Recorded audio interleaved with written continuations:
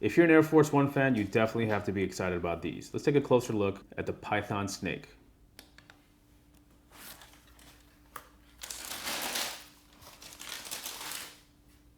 What's going on, guys? You're watching Sneaker News on YouTube, and today we're taking a closer look at one of the best GRs of 2019. This is the Air Force One Python Snake.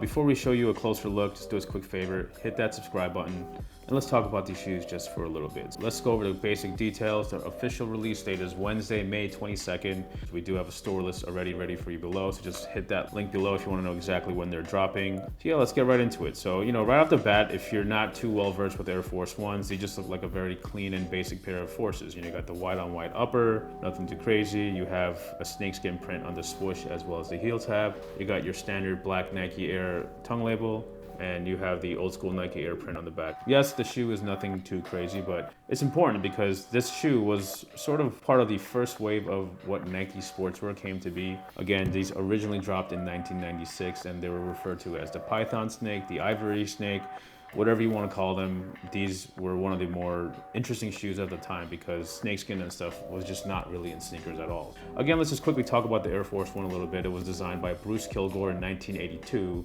That shoe sort of inspired Tinker Hatfield, so there's a lot of significance behind the AF1. It's one of the shoes that were really adopted by the street, very, very heavily favored by drug dealers because it was a sign of money. It was a sign of getting that bread, so to speak. And it was one of the most popular shoes in, uptown New York, which is why they were called uptowns, and of course the DMV area, and basically in urban settings. And the Air Force One in general, again, 1982, it came out as a high top. The Air Force One low didn't even drop until 1983. And then they took it off the market because, it was just time for new stuff. And basically, the Air Force One came back in the early 1990s.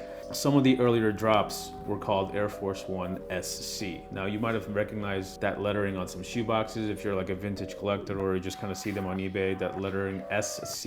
You've definitely come across it once before. And there's a big debate on what SC really means, but it's either special concept or special color. Whatever it truly means, we do know that it signifies a special edition colorway that was not typically seen on basketball shoes at the time. And Nike came out with all canvas Air Force One highs, canvas Air Force One lows. A lot of Air Force One collectors love that era of the AF1 because the colorways were just so crazy. And again, this didn't come until 1996. That snakeskin was something dope that, like we said, we just didn't really see that too much on any Nike footwear. So they decided to bring it back. Like we said, if you just see them on the store shelves, it doesn't look too different from what we see out there. But so far, the response on these have been pretty incredible. A lot of engagement on Instagram. It's a solid GR. It looks really clean. Shoes that Air Force One collectors absolutely love.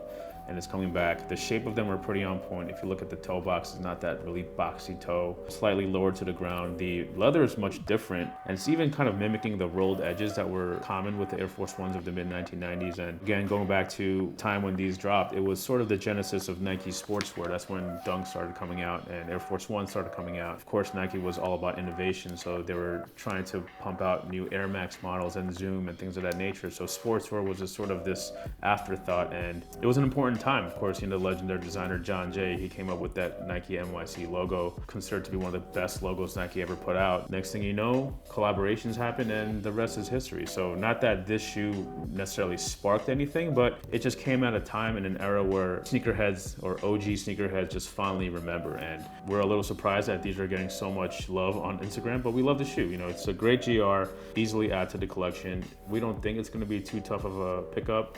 Again, just check the store list below and you'll see exactly when they drop in. One thing that's pretty interesting about this pair of shoes is that it actually comes with a pair of socks. Now, we haven't seen Nike do this like really ever, I think, but a matching pair of Nike socks. You have a Python sort of print on the uppermost ankle of the tube. Of course, you have your classic Nike Air Force One black box. One thing that Nike's been doing a lot, they put both the men's and women's sizing there, so nice, interesting little direction that Nike's going with all their sportswear products. That's pretty much it. These drop May 22nd. Check the store list below. You get a free pair of socks with it. Let's see what else Nike pulls out of the archives. Thanks for watching. Hit that subscribe button, and we'll catch you in the next one.